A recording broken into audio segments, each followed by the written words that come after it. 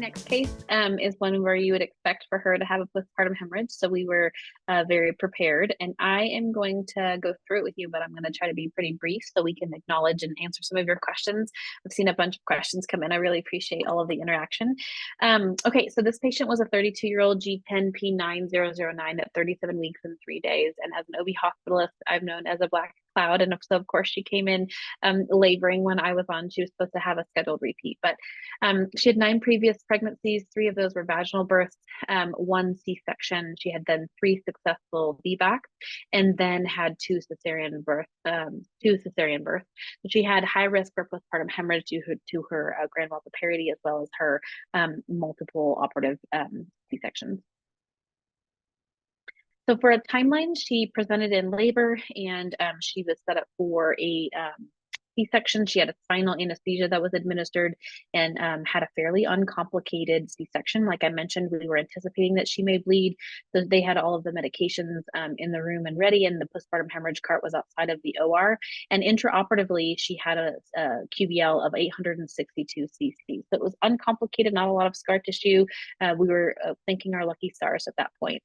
So she recovered and did really well and went into her postpartum recovery room. And at that time, they were appropriately assessing and doing fundal massage and administering her IV Pitocin per protocol. She began to have uterine atony despite the fundal massage and the Pitocin boluses that were given. And so she began to have an evaluation. A physician was called bedside. Myself, I was called bedside as well. And she was had a bimanual sweep where we evacuated cloth, and that QBL for that time period was an additional 561 cc's of QBL and cloth at that time.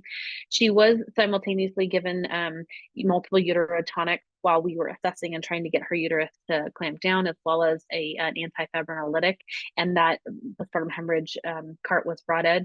And then we decided to go ahead and place her JADA bedside. So she was still pretty comfortable with her spinal anesthesia bedside. We just frog-legged her in that bed and were able to insert the JADA without any difficulties. And her QBL, or total at the time of placement, was 1,423. So that was in addition in totality of her OR time and her postpartum QBL that we had calculated. And once we placed the JADA, we had almost immediate control of her bleeding. We sort of saw that initial gush of bleeding, and then I could actually feel the uterus clamp down as it was working really well. And we had about 145 cc's of blood loss after the placement of that JADA. She was then continued to go through recovery with the JADA in place, and the vacuum was discontinued after 2 hours. And then she had that observation time of 30 minutes to make sure that we didn't have any reoccurrence of bleeding. She continued and finished her Pitocin, and she had a total indwelling time with that 30 minutes of observation, which was 2.5 hours. So in totality, I know this was really quick, but we were able to really recognize that this patient was going to have risk factors for hemorrhage, and we were able to administer that really quickly, in addition to using our other tools with our medications to help aid the uterus to contract itself.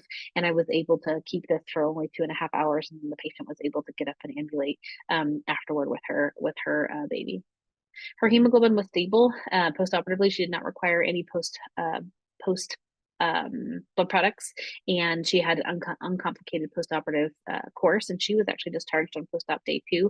And I really do feel like, because we knew and we anticipated these events, and we've been simulating, and we're very familiar with the device at this point, that we were prepared when that abnormal bleeding occurred from her atony. We acted swiftly, and JADA really was crucial in a part of how we were able to treat that so effectively.